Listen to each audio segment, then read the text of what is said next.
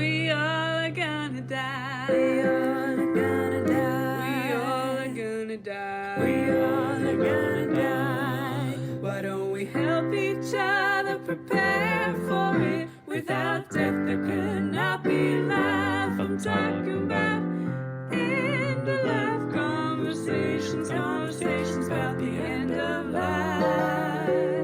Death and dying, grief and loss, conversations about the end of life. She named the unborn child Daffodil. And so when she sees those daffodils in the spring, her body is responding in the spring. And so we talked about that, like that would be an incredible ritual. Like if you could bring daffodils somewhere to honor a backyard or a sacred space that you have and actually have some daffodils and have that be an offering to her memory. Welcome to this episode of End of Life Conversations. I'm Reverend Wakil David Matthews. And I'm the Reverend Mother, Ana Luisa Armendariz. In this podcast, we share people's experiences with death and dying, grief and loss, and the end of life. We really enjoy all of our excellent and insightful guests. They generously tell their stories with compassion and wisdom. We also want to thank Wakil and Wendy's children and partners for that wonderful introductory song. Okay, let's get started. Hello, hello. Today we are so happy to have Karen Carlissi back with us here on the podcast. She is a death doula and part of the Beyond the Veil Doula Collaborative and has been trained at INELDA, the International End of Life Doula Association. We asked her to join us today because we wanted her to tell us about a new series of events that she and Phoenix Destiny, who was also on our podcast previously, these events are specifically for those who have experienced child loss. So welcome. Glad to have you back. Welcome back. Thank you so much. It's so great to see you again and to be here with you in this space. Great. Yeah. Well, let's just dive in. So tell us about this work that you're doing around the child loss and what that is, how is that moving in your realm? So Phoenix and I are collaborating to offer a series of events focused specifically on the layers of grief related to child loss. We've done one already. We're going to be doing another one soon. And what we're doing is we're bringing together anyone who's experienced child loss of any kind, whether it be from a personal experience of losing a child who has already been born, whether it's from physical death or from a miscarriage. We also are including the loss connected to abortion, imprisonment, estrangement, mental illness, and any sort of child loss other than what I just mentioned that could be there. The form that our event takes is usually a workshop, and it includes a series of reflection questions. We give time for the participants to share their experience. We have breakout groups, guided meditation using a little bit of sound healing if time allows. So it's a nice space of about 2 hours to bring people together and allow them to be seen and heard for this grief that is actually not usually allowed in that space to be seen and heard. So we're looking at it as a disenfranchised grief. Interesting. Yeah, very good. Yeah, I like that. And I agree. It's something that people don't talk about a lot, and people I know who have gone through it in whatever way, as you're talking about, it's very, very difficult. It's maybe one of the more difficult things to go through, and especially if you have no kind of support. And so it's so wonderful that you're doing this work. Can you tell us more about when it's happening next? And it's this we're kind of doing this as a public service announcement, if you will, so that people will know about it and have access to it. And it will be online, correct? Yes, it is a virtual event. Our next offering is on May 25th from 4 o'clock to 6 o'clock p.m. And there will be an Eventbrite offering a link that we can provide for that event. We are looking forward to anyone who is experiencing some kind of grief, whether it's now or has been in the past. It doesn't have any time sensitivity to it. Just, anyone can come and bring their hearts and minds to honor this personal experience with us. That is really interesting. And I'm going to ask about this because as a mother, I have been in circles where others have had a child loss of different kinds, right? Like you mentioned, estrangement or divorce or an abortion or miscarriage. I mean, there's a whole panoply of, loss. So, I'm gonna sit here and ask you, if I were to have a child loss under the umbrella of, let's say, I lost a kiddo in a divorce, how would I be met next to the person who had a miscarriage? Because I think that it's a child that's lost, but they might react differently to being in the same space. Well, it's interesting that you asked that because in our first event, we had quite a range of experiences of child loss, from abortion to stillbirth to 5 failed pregnancies, one that actually was a termination due to a Down syndrome child. And so we actually discussed that a little bit, and how, pain is relative, grief is relative, and we all suffer in one way or another, and we're not judging each other in terms of how bad is your loss compared to mine. If someone is there, they're presenting with some kind of very deep wound, just pain over this particular kind of loss, which is very interesting because the way that we came to it actually was that we were in a death cafe together, Phoenix and I, and there was a woman there who was sharing her experience of having had a miscarriage. And the Death Cafe coordinator said that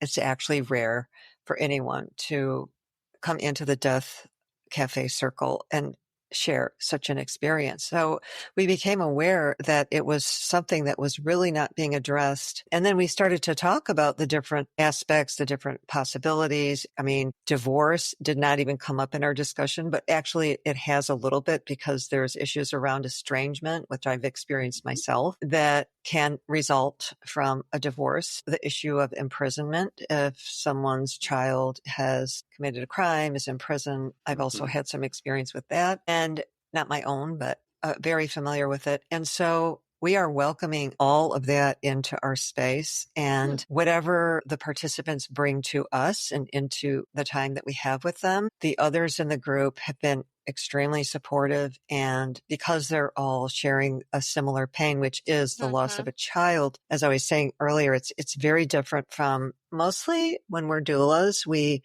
tend to work mostly with people who are approaching the end of a long life, or at least a huge chunk of life, and preparing to end that, to look at the end of that life and to look back, to look at their regrets, to prepare with all of the history that they have and what they're leaving to others. And this is a very different kind of experience, kind of loss, and a particular kind of grief. So we're very interested in bringing that out and into the open, and how that looks and feels to them.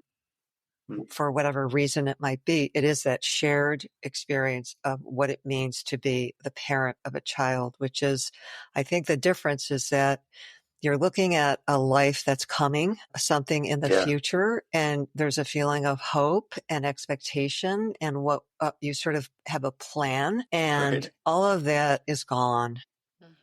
And you have to modify your own view and your own perspective on what it means to have this relationship, because it is now a relationship that is no longer with a person who is present with you for the rest of your life. So here's his first birthday, and here's what would have been when he would have walked, and things like that that are very, very heartbreaking. And so that's the shared part of it. Okay. Yeah, that makes sense. Could you maybe just walk us through kind of what that would look like? What one of these events would look like? Obviously without sharing people, but just how has it been in the past with people? How have they? What's the format? How do you format this class in a 2-hour online space? Yeah. And how does it work? It's really, how's it worked? Sure. Well, we just open by having everyone come in and introducing themselves and saying what it is that they're there for, what particular kind of child loss they've experienced.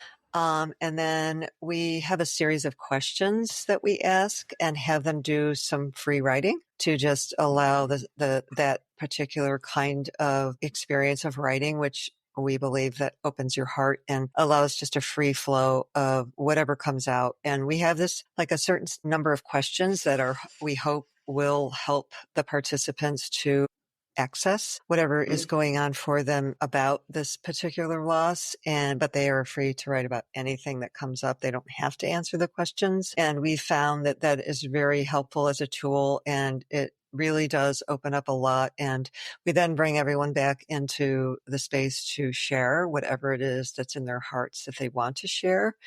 There is a lot of emotion, a lot of tenderness, and a lot of mutual communication and support amongst the group members during that time. Most of the time is spent sharing and showing compassion and support for each other and giving each other experiences of our own to show that there is understanding and insight and compassion for the other. So that is really a huge chunk of the time. And then we have some time at the end for guided meditation, which is specifically targeted towards bringing into the heart the actual face or image or whatever it is, memory or expectation or feeling that the person has experienced in terms of this connection to the other that they was part of their body, part of their life, and has been lost. And then there's some music and guided meditation, and then we close. And it doesn't sound like a huge amount of activity, but because there's so much going on with the participants in terms of sharing, it's really a lot of the time is spent doing that. There's a little bit of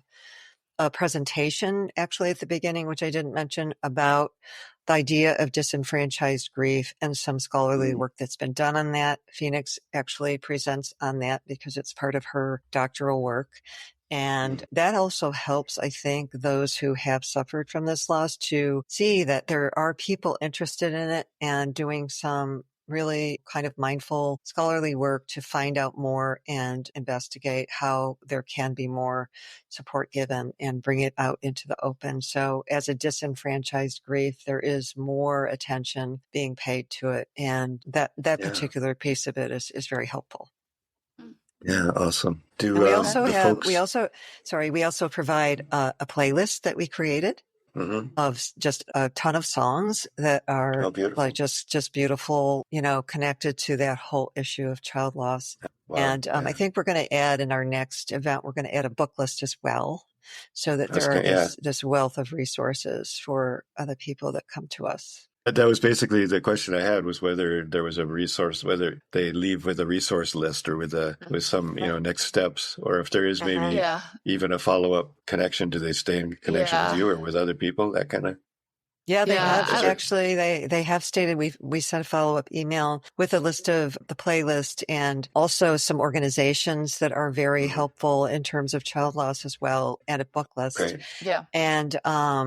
And we've had ongoing communication. Like one of the participants actually shared that as a result of having had abortion back in the 80s, when it was actually a different time, and that's actually my demographic as well. When women had abortions back then, it was kind of considered a liberating opportunity that had not been possible or available before that. And, our mothers had, my mother had 3 babies when she was at the age of 19. Right. And there was, birth control, abortion, all of those issues had not really come to the surface in terms of opportunities. And so the reflection was that, it was done, but it was never really thought carefully about and felt. And so it was really kind of remarkable that we got this feedback that I'm now thinking she came actually for a different loss of a child after 8 months of life.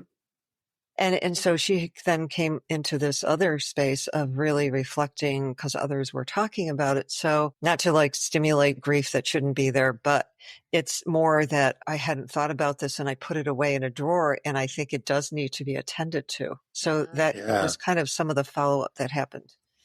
That's really good. It feels like that's a really big component in being of service to this community, because I think that it's not just a one and done. It should be tended for a while to make sure they get, especially if it's online, right? You don't get the actual like a hug or Right. bear witness to the tears that go on afterwards. So I Yeah. appreciate that there is a resource for them to tap into after the fact. Yeah. And we will also be reaching out to those people, those participants about our next event, because it doesn't necessarily have to exclude them just because they've been once. It can be an ongoing presence. And we will just tailor our, what we offer based on whoever is there.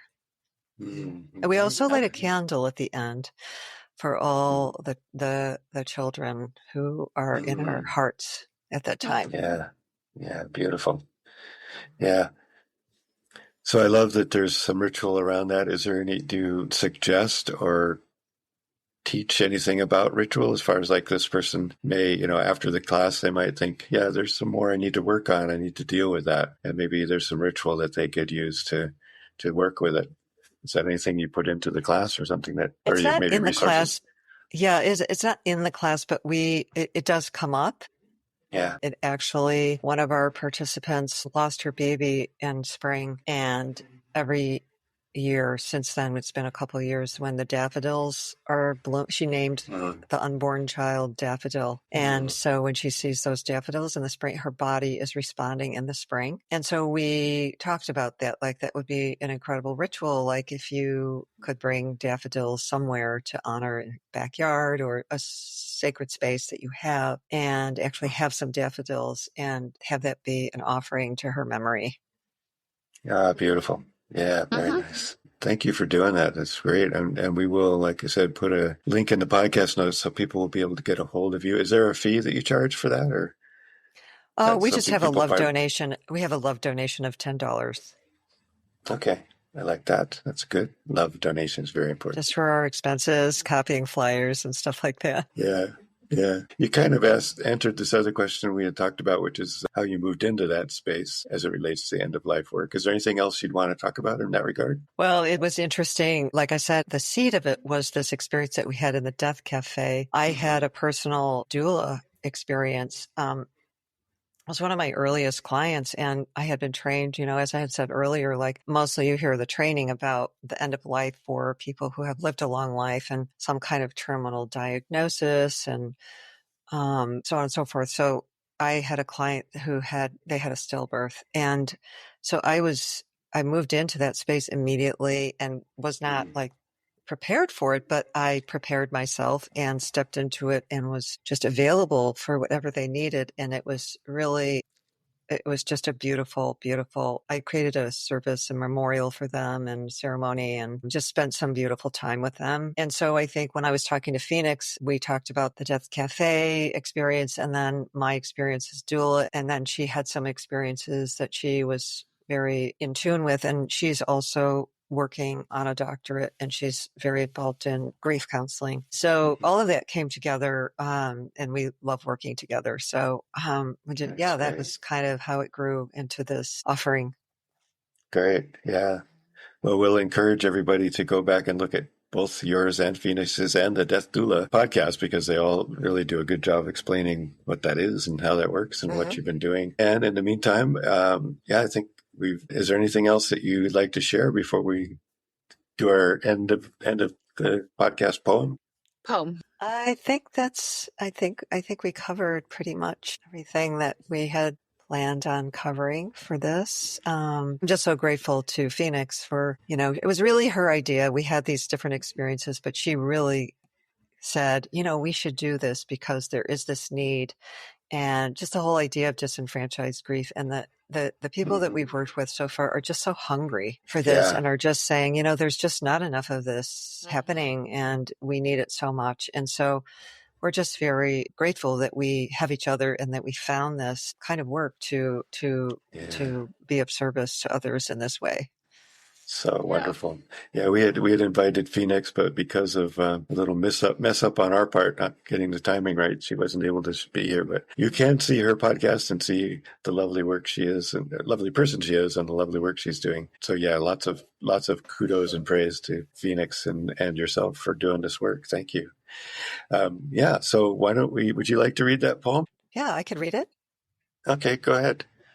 It's called I Remember You. The world may never notice if a rosebud doesn't bloom, or even pause to wonder if the petals fall too soon. But every life that ever forms or ever comes to be touches the world in some small way for all eternity. The little ones we longed for were swiftly here and gone, but the love that was then planted is a light that still shines on. And though our arms are empty, our hearts know what to do. Every beating of my heart says, I remember you. Thank you. Yeah, very, very moving. Beautiful. And such a perfect example of what we're talking about here. Thanks so much for joining us on the End of Life Conversations. We appreciate you and look forward to sharing our stories. We encourage you to subscribe to have access to premium episodes and extra resources. Links to our guests and their recommendations and a transcript of this episode will be in the podcast notes. Yes, thank you so much. And please tell all your friends. Follow us on social media, and again, consider subscribing for some excellent premium content. We want to acknowledge that the music we are using was composed and produced by Charles Heastand. We also want to acknowledge that we live on unceded lands that have been cared for thousands of years by Indigenous peoples who are still here.